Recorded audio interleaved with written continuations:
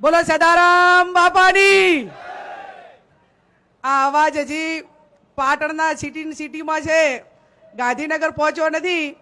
એટલે આપણે 2027માં ગાંધીનગર અવાજ પહોંચાડવા માટે બાપાની જય એવી બોલો કે આજે પાટણ મુકામે કોંગ્રેસનું મોવડી મંડળ ભેગું થયું છે.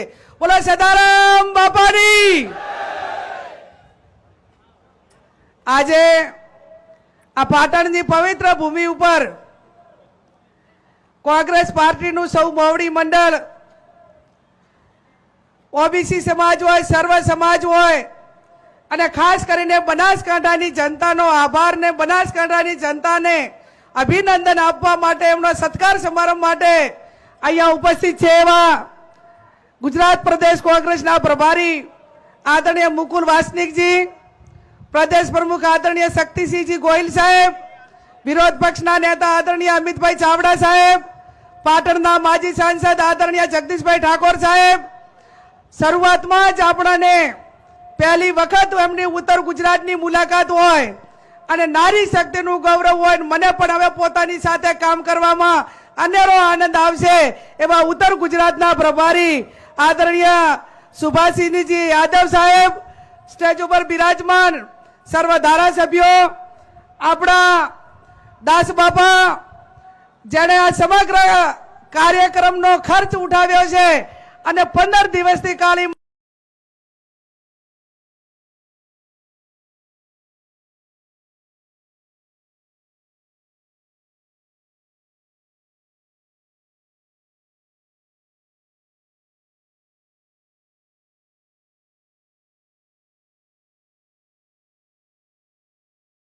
કરી છે.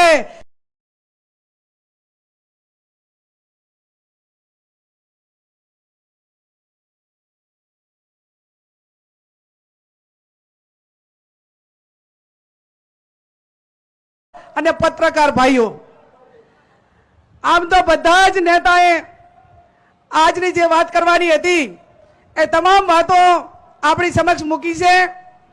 મારે તો કુંવાસી તરીકે તમે મારા સૌના આમંત્રણને માન આપીને આટલી મોટી સંખ્યામાં વધાર્યા એટલે મારે તો રાજી થઈને કુંવાસી તરીકે તમારો હૃદયથી આભાર માનવાનો છે. 2-3 વાતો અમિતભાઈ ચાવડાએ કહી કે અમે 146 ઓબીસી સમાજ એ ગુજરાત સરકારનું 3000 કરોડનું બજેટ હોય તો વસ્તીના ધોરણે અમે બજેટ માંગીએ છીએ. અને એમણે જે વાત મૂકી એ વાતને હું સમર્થન એટલા માટે આપું છું કે ગ્રામ્ય વિસ્તારમાં ગામથી ગામને જોડતા રસ્તા હોય, પ્રાથમિક શાળાના ઓરડા હોય, દવાખાનાની વાત હોય કે તમામ ભૌતિક સુવિધાઓની જ્યારે ગ્રાન્ટ ફાળવવાની હોય ત્યારે પૂરતા પ્રમાણમાં ગ્રાન્ટો નથી મળતી, આપણાને વસ્તીના ધોરણે બજેટ નથી મળતું. એના કારણે તમને બધા ધારાસભ્યોને ખબર હશે કે વર્ષે 10 કરોડ રૂપિયા એ રસ્તા માટે, જોબ નંબર માટે આપે. મારું સર્વે પોતાનું છે કે બનાસકાંઠામાં 3 થી 4000 રોડ જોવે અને વર્ષે 1 કે 2 રોડ આપે. આની આ ગતિએ કામ થાય તો 200-300 વર્ષે પણ આ રોડોની માંગણી પૂરી થાય એમ નથી. એ સ્થિતિનું નિર્માણ છે. ત્યારે વસ્તીના ધોરણે બજેટ હોય તો જ આ બધી સમસ્યાઓનું નિરાકરણ આવી શકે એમ છે. મેં બક્ષીપંચ માટે લેટર લખ્યો કે એની જનગણના થવી જોઈએ, આર્થિક સર્વે થવું જોઈએ. તો કેટલાકને પેટમાં તેલ પણ રેડાયું. હું એની ચોખવટ કરવા માંગુ છું કે કોઈ પણ સમાજ એ વ્યક્તિગત રીતે આર્થિક સદ્ધર હોય. આજે હું પાટીદાર સમાજનો દાખલો આપું, ચૌધરી સમાજનો દાખલો આપું, રાજપૂત સમાજનો કે તમામ જે વ્યક્તિગત સુખી જે સમાજોની અંદર વ્યક્તિઓ સુખી છે એમને પણ હું અભિનંદન આપું કે ક્યાંક ને ક્યાંક એ તમામ સમાજના દીકરા દીકરીઓને ભણાવવા માટે પોતાના સ્વ ખર્ચે શૈક્ષણિક સંકુલ ઉભા કર્યા અને એના કારણે ચાક આ 146 જ્ઞાતિઓના દીકરા દીકરીઓ ત્યાં એમની હોસ્ટેલો હોય કે એમની હાઈસ્કૂલો હોય ત્યાં ભણી શકે છે. આ સમાજો કદાચ એમના વ્યક્તિગત શૈક્ષણિક સંકુલો બનાવી શકે પણ ગામથી ગામ જોડતો રસ્તો કરવો હોય 5 કિલોમીટર તો 5 કરોડ રૂપિયા એ કોઈ સમાજ એ ગામથી ગામને જોડતો રસ્તો ના બનાવી શકે. અને સમગ્ર 146 સમાજો એ ગુજરાત સરકારને જીએસટી ભરતા હોય, જેની વસ્તી વધારે એ જીએસટી પણ વધારે ભરે અને વધારે ભરે ત્યારે અમારી એક જ માંગણી છે ઓબીસી આજની 146 જ્ઞાતિઓની કે વસ્તીના ધોરણે એ ગુજરાત સરકારનો 81,000 કરોડ બજેટ એ ઓબીસી સમાજને મળવું જોઈએ. આ અમારી પહેલા નંબરની માંગણી છે. બીજા નંબરની માંગણી ઝવેરી પંચ ભાઈ ને એમને ભાઈ જ્યારે ઝવેરી પંચ તમામ પક્ષોના અભિપ્રાય લેતા હતા એ ટાઈમે આજે 7,500 ગ્રામ પંચાયતોની ચૂંટણી બાકી હોય, જિલ્લા પંચાયતોની બાકી હોય, 75 નગરપાલિકાની ચૂંટણી બાકી હોય. આ 2 3 વર્ષથી વહીવટદારોના રાજમાં પ્રજા ત્રાહિમામ બની ગઈ છે. પણ એ વન નેશન વન ઇલેક્શન ની વાતો કરવા વાળા એ ગ્રામ પંચાયતની ચૂંટણીઓ પણ 3 વર્ષથી કરાઈ શકતા નથી. અને એવા સંજોગોમાં અમારી એક જ માંગણી છે કે 49% થી વધે નહીં એ રીતે જ્યાં બક્ષી પંચના વસ્તી વધારે હોય ત્યાં એમને વધારે સીટો ફાળવણી કરવામાં આવે. જ્યાં એસટી સમાજ વધારે હોય, દાહોદ હોય, પંચમહાલ હોય, ગોધરા હોય કે આ બાજુ એસટી સમાજની વસ્તી છે તો વસ્તીના ધોરણે 49 થી વધે નહીં એ રીતે જિલ્લાના તાલુકાના યુનિટ બનીને વસ્તીના ધોરણે તાલુકા પંચાયત હોય, જિલ્લા પંચાયત હોય, ગ્રામ પંચાયત હોય એ ઝવેરી પંચને જે રીતે ભલામણ કરી અને માગણી કરી એ પ્રમાણે અમને અનામત મળવી જોઈએ. ત્યારે આ 3-4 મુદ્દાઓની વાત એ બધા જ આગેવાનોએ કરી છે. અમિતભાઈ ચાવડા સાહેબે સહકારની વાત કરી તો એ પણ ખૂબ સારી વાત છે. એસસી એસટી ઓબીસી ને સહકારી સંસ્થાઓમાં નોકરી માટે કરીને અનામત નથી મળતી અને એનું કારણ એટલું જ છે કે જે કરાર આધારિત ભરતી કરવામાં આવે છે જ્યાં સુધી રેગ્યુલર ભરતી ના કરવામાં આવે ત્યાં એની કેટેગરી પ્રમાણે અનામત મળતી નથી. તો હું તો એવી ઈચ્છા રાખું છું અને સરકાર પાસે એવી માગણી કરું છું કે તમારામાં તાકાત હોય તો ડેરી હોય, બેંક હોય, કોઈ પણ એપીએમસી હોય, સહકારી તમામ સંસ્થાઓ હોય તો એની ચૂંટણી એ ગ્રાહક કે સભાસદો કરે અને એપીએમસી ની ચૂંટણી હોય તો એની અંદર મતદાનની અંદર તમામ ખેડૂત ખાતેદારો એ મતદાન કરે એટલે સાચી ચૂંટણી ગણાશે. અને એટલા માટે કરીને તમે તમારા પેટા કાયદા કે સરકારનો દુરુપયોગ કરીને તમારા મનમાન્યા લોકો સત્તા સ્થાને આવે અને એનો રાજકીય જ્યારે એક અખાડો બની જતો હોય ત્યારે એની અંદર સમગ્ર ખેડૂતોનો તમામનો હક હોય છે. અને એટલા માટે વિશેષ ના કહેતા હમણાં પરીક્ષાઓ લેવાની ક્લાસ 1 અને ક્લાસ 2 ની તો તમામ વિદ્યાર્થીઓની માંગણી હતી કે જૂની પદ્ધતિ પ્રમાણે પરીક્ષા લેવામાં આવે. એમને જાહેરાત પણ જૂની પદ્ધતિ પ્રમાણે કરી પણ એ પ્રમાણે પરીક્ષા લેવામાં ના આવી અને પૂરતા વિદ્યાર્થીઓને પરીક્ષામાં બેહવાથી પણ વંચિત રાખ્યા. આજે કરાર તમામ ડિપાર્ટમેન્ટની અંદર તમામ લોકોનું શોષણ થાય છે. એમનું પોતાનું ભવિષ્ય ન હોવાના કારણે સારો વહીવટ જે જગ્યાએ હોય ત્યાં કરી શકતા નથી અને ભ્રષ્ટાચાર કરે છે અને એના હિસાબે ગરીબ ને મધ્યમ વર્ગના લોકોનું કામ થતું નથી. આ તમામ માંગણીઓ છે. ત્યારે મારી એક પણ બીજી પણ માંગણી છે.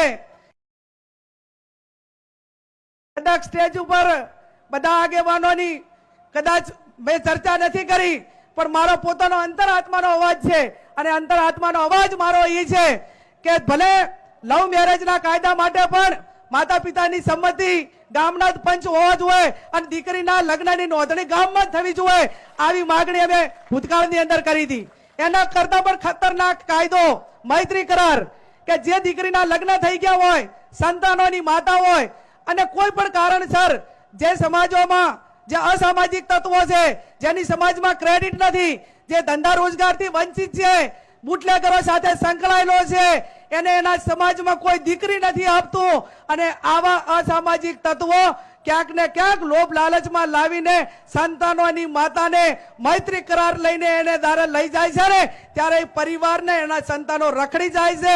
આવા મૈત્રી કરાર જેવા કાયદા રદ થવા જોઈએ. ત્યારે આવનાર સમયમાં આ જે વાતો મૂકીએ એ વાતો નીચે લોકોની રજૂઆત છે. અમે ગ્રામ્ય વિસ્તારમાં ફર્યા છીએ અને ગ્રામ્ય વિસ્તારમાં ફર્યા ત્યારે ક્યાંક ને ક્યાંક હમણાં સાહેબને પત્રકારો કહે છે કે તમે તો મહિલા થઈને મહિલાઓના અધિકારો છીનવાની વાત કરો છો. 1% હું મહિલા તરીકે મહિલાઓના અધિકાર છીનવાની વાત કરતી નથી પણ આપણી સંસ્કૃતિ છે કે કોઈ પિતા કદાચ કોઈ કારણોસર મૃત્યુ પામ્યા હોય પણ એની માં પોતે હાવળ હોય, એની માં સંસ્કારી હોય તો બાળકોને કોઈકની મજૂરી કરીને પણ મોટા કરે છે અને એને જિંદગીભર બાળકોને ભણાવીને એનું નામ રોશન કરે છે. આ સંસ્કૃતિ આપણી રહી છે ત્યારે ક્યાંક ક્યાંક ટેકનોલોજી, ક્યાંક ઘટતી જતી દીકરીઓની સંખ્યા, અને મેં કીધું એમ કે જે ક્રાઇમથી સંકળાયેલા લોકો એની સમાજમાં આબરૂ ના હોય, આ લોકો ક્યાંક ને ક્યાંક દીકરીઓને લવ મેરેજ કે મૈત્રી કરારમાં ફસાવીને પરિવારોને વેરવિખેર કરે છે. ત્યારે આજના તબક્કે સૌ માવડી મંડળે અહીંયા મોટી સંખ્યામાં આવીને સમગ્ર બનાસકાંઠા અને ઉત્તર ગુજરાતના તમામ આગેવાનોને એ સરસ મજાની વાત જે કરી એ વાત આવનાર સમયની અંદર તાલુકે તાલુકે જિલ્લે જિલ્લે એનો અવાજ પહોંચે અને 2027 ની ચૂંટણીમાં ઓબીસી સમાજ હોય, એસસી સમાજ હોય, એસટી સમાજ હોય, 18 આલમ 36 કોમ હોય, એ એક જ નારા સાથે કે અમને અમારી વસ્તીના ધોરણે હકને અધિકારો આપવા પડશે અને એ હક અધિકારો માટે આપણે આવનાર સમયમાં લડવાના છે. ત્યારે હર હંમેશા હું ભગવાન કૃષ્ણને માનું છું કે જ્યાં બધાનો અંતરાત્માનો અવાજ એક હોય, લોકોની લાગણી હોય અને આપણે ન્યાય માટે લડતા હોય ત્યારે એમાં ભગવાન પરમાત્મા પણ આપણને મદદ કરતો હોય છે. જ્યારે મેં લોકસભાનું ફોર્મ ભર્યું એ ટાઈમે પાલનપુર મુકામે ભગવાન કૃષ્ણને માગ્યા હતા અને સામે ભલે 18 ક્ષણી સેના હોય પણ એ ભગવાન કૃષ્ણ કનૈયા મારી નાવ તું તારજે. તો આપણે ન્યાયની લડાઈ લડતા હતા, અન્યાય સામે આપણે લડવાનું હતું, લોકો માટે લડવાનું હતું. ત્યારે ભગવાન કૃષ્ણ કનૈયાએ પણ બનાસકાંઠાની જનતાને સાથે આશીર્વાદ આપ્યા છે અને એટલા માટે મને હમણાં બળદેવજી અને ચંદનજીને 11 લાખનો ચેક આપ્યો મામેરાનો કે મામેરું બેન દીકરીને અહીંયા રૂડો પ્રસંગ હોય એટલે બેન મામેરું માગે, પણ આપણી સંસ્કૃતિ ને આપણી પ્રણાલિકા રહી છે કે કોઈ પણ બેન દીકરીને લગ્ન કરે ને અને એને વિદાય કરે ને એ ટાઈમે ઘરે થાપા મારીને જાય છે, ફિંગરપ્રિન્ટ આપીને જાય છે કે અમારી આજથી કરીને આ મિલકત ઉપર અમારો કોઈ અધિકાર નથી. અને ફિંગરપ્રિન્ટ દસ્તાવેજ એ દસ્તાવેજ જ છે કે આ પિતાની મિલકતમાં આજથી કરીને અમારો કોઈ અધિકાર નથી. આ સંસ્કૃતિ રહી છે. ત્યારે ત્રણે પ્રસંગે સારા પ્રસંગે તમને મળવા આવીએ અને સાડી ઓઢાડો, એનાથી વધારે અમારો રાજીપો કોઈ ના હોય. અને એક બેન દીકરી તરીકે, બેન તરીકે જ્યારે મામેરું ભર્યું છે ત્યારે એક બેન તરીકે મારી લાગણી બહેનો ઉપર હોય. અને મારી ચૂંટણી એ વિધાનસભાની હોય કે લોકસભાની હોય, આ 9 ચૂંટણીઓ હું લડી ભગવાનની મહેરબાનીથી, બનાસકાંઠાના મતદારોના આશીર્વાદથી, કોંગ્રેસ પાર્ટીની લાગણી, માવડી મંડળના આશીર્વાદથી ફોર્મ ભરવાનું હોય એના આગલે દાડે 50,000 રૂપિયા હોતા નથી. તો આ 9 ચૂંટણીઓમાં એકેયમાં ઉભું રહ્યું નથી એટલે હવે મારે પૈસાની જરૂર નથી. અત્યારે તો સરકાર 1,40,000 આલે બાપુ, એટલે 5 વર્ષ તમારી બધાની મહેરબાનીથી, આશીર્વાદથી 1,40,000 તો સરકાર આલે છે. ડીઝલ પૂરતા અને ગાડી પૂરતા ઘણા છે. એટલે ચંદનજીને અને બળદેવજીને વિનંતી કરું છું કે તમારો ખૂબ ખૂબ આભાર માનું છું. અને આ પાટણ મુકામે હમણાં બાપુએ ઉલ્લેખ કર્યો કે દાહોદમાં 6 વર્ષની દીકરી માટે એક આ કાળી ઘટના બની, બોટાદની અંદર ઘટના બની, ચાણસ્માની અંદર 14 વર્ષની દીકરી ઉપર એનો યૌન શોષણ થયા. 24 કલાકની અંદર આવી ઘટનાઓની અનેક દાખલા આપણી સામે આવે અને એ વેદના ગુજરાત સરકારને નથી દેખાતી. અને પશ્ચિમ બંગાળમાં કોઈ ઘટના બને તો આ ભારતીય જનતા પાર્ટી વાળા રેલી કાઢે. હવે આ દીકરી માટે કરીને રેલી કાઢો તો અમે તમને અભિનંદન આપશું. 6 વર્ષની દીકરી માટે ચાક રેલી કાઢો અને તમારી માનવતા પુરવાર કરો તો અમે તમને અભિનંદન આપશું. પણ ના, એમની સાથે બેઠેલા તો બળાત્કારી હોય, ગમે એ પ્રકારના હોય, તો ગંગા દળે નવરાયેલા અને જો બીજા રાજ્યોમાં કે બીજે કાંઈ આયા તો એના માટે તૂટી પડે એટલે જેની કોઈ સીમા વગર તૂટી પડે. અને આ સમસ્યાઓ બધી છે. ત્યારે વિધાનસભા ગૃહમાં પણ હું માગણી કરતી કે હવે વર્તમાન સમયની માંગ એ તમામ માતા પિતાની એક જ છે કે દીકરીઓને ભણાવવી હોય તો સરકાર એ પહેલા ધોરણથી કરીને જેટલા સુધી ભણવાના કોર્સ હોય એ તમામ દીકરીઓ માટેના શૈક્ષણિક સંકુલ એ અલગથી થવા જોઈએ અને એની અંદર તમામની અંદર મહિલા સ્ટાફ હોવો જોઈએ. આ માગણી છે કે નથી? અને એ માગણી છે. ત્યારે તમારી પાસે ભૌતિક સુવિધાઓનો અભાવ હોય તો જ્યાં 2 પાલીમાં ચલાવવું હોય તો 2 પાલીમાં ચલાવો, પણ તમારા રાજની અંદર, તમારા કાયદા અને વ્યવસ્થાની અંદર જ્યારે માસ્તર જેવા આચાર્યને જો શરમ ના આવતી હોય, એને ભય ના હોય, ત્યારે ખરેખર તો આ લોકો માટે એક કમિટીની રચના કરવી જોઈએ અને એ કમિટી એવી બનવી જોઈએ સમગ્ર રાજ્યમાં, જિલ્લા લેવલે ને તાલુકા લેવલે, કે એક ડિસ્ટ્રિક્ટ જજ નિવૃત્ત હોય, એક મહિલા પોલીસ અધિકારી હોય, એક મનોચિકિત્સા ડોક્ટર હોય અને એક એડવોકેટ વકીલ હોય. આવી કમિટીઓ બનીને દરેક પ્રાઇમરી સ્કૂલ હોય કે શૈક્ષણિક સંસ્થાઓની જ્યાં મુલાકાત લેવાની હોય ત્યાં મુલાકાત લઈને આવા માનસિક વિકૃત લોકો હોય એને મનોચિકિત્સા મારફત એનું ટ્રીટમેન્ટ કરાવીને કે એનું મન જાણવું જોઈએ, એનું મગજ જાણવું જોઈએ અને આપણી બેન દીકરીને સુરક્ષિત રાખવા માટે આપણે પણ આવી કમિટીઓ સરકાર રચે એના માટે કરીને માગણી કરવી જોઈએ. અને એટલા માટે આ પાટણ મુકામે સમગ્ર ઉત્તર ગુજરાતમાં પહેલી જ દીકરીઓને ભણવા માટેની હોસ્ટેલ, 400 દીકરીઓને ભણવા માટેની હોસ્ટેલ એ ચંદનજી અને એમના સૌ આગેવાનો પાટણ જિલ્લાના બનાવતા હોય ત્યારે આ 11 લાખ રૂપિયા મને મામેરામાં મળ્યા છે એ હું આ કન્યા હોસ્ટેલને અર્પણ કરું છું. અત્યારે નથી પૈસાની જરૂર, કાંઈ હોય તો સરકાર દબાવે ને, ઇન્કમ ટેક્સ આવે ને, ઈડી આવે ને, પોલીસ વાળાને મેલે, કાંઈ સેડ ને મારે સેડ ને શું લઈશ ભાઈ? આપણે કઈ રહેવા દેવું નથી રઘુભાઈ, કોઈ નોટિસ આવે હું કામ જ નથી કરવું.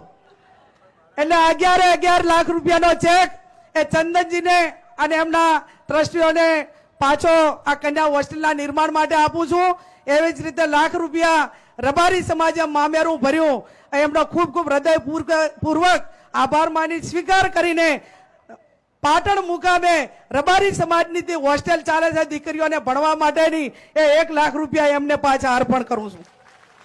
આ બધાને વિનંતી, ચૂંટણી હોય ત્યારે આપજો, ચૂંટણી હોય ત્યારે આપજો. અને એટલા માટે કરીને 11 લાખ રૂપિયા મેં મારા પાછા આપ્યા, 5 લાખ રૂપિયા બાપુએ આપ્યા અને લોકસભા સાંસદ તરીકે ગાઈડલાઈનમાં એવી જોગવાઈ છે કે કોઈ પણ લોકસભાનો સાંસદ એના વિસ્તાર વગર 25 લાખ રૂપિયા કોઈ પણ જિલ્લાની અંદર આપી શકે. એટલે 5 લાખ રૂપિયા વધારાના હું મારી સંસદની ગ્રાન્ટમાંથી આ હોસ્ટેલમાં આપું. એટલે ચંદનજી આજે ફંક્શન કર્યું તો 1 લાખ રૂપિયા લીધા, ઓલું ફરે તે ફરે ભાજ્યું ભૂખી મરે. કાંઈક કરો તો કાંઈક પામો, કાંઈ કરો જ ને કરવું હોય ને કરવા દેવું હોય ને તો પછી કાંઈ મળે નહીં. એટલે જેને રી ચડતી હોય ઈરાઈ પણ કોઈક ચડાવજો, તો તમારે પણ ચેક જ્યાં જરૂર હશે ત્યાં ફૂલ નહીં તો ફૂલની પાંખડી અમારાથી જે બનતા પ્રયત્નો કરશું. જેમ રામચંદ્ર ભગવાન એ લંકાની અંદર સેતુ બાંધવાના હતા ત્યારે એ અન્યાય સામે લડવાના હતા અને અન્યાય સામે લડવાના હતા ત્યારે એમાં એક ખિસકોલી દેવી, મારા દેવી ખિસકોલી પણ એક રેતમાં આલોટીને રામચંદ્ર ભગવાનને મદદ કરતી હતી. એટલે આજે રાહુલજી એ રામચંદ્ર ભગવાનની ભૂમિકામાં સમગ્ર દેશના લોકો માટે અન્યાય માટે લડતા હોય ત્યારે એક મારા જેવી ખિસકોલી કે આપણા સૌના જેવો એને સાથ સહકાર રહે અને આવનાર સમયની અંદર ગભા મિલાવીને એક અન્યાય સામે લડવા માટેની એક ઝુંબેશ ઉપડે અને તમામ લોકો હળી મળીને ભાઈચારાની ભાવનાથી રહે. આપ સૌનો ખૂબ ખૂબ હૃદયપૂર્વક આભાર.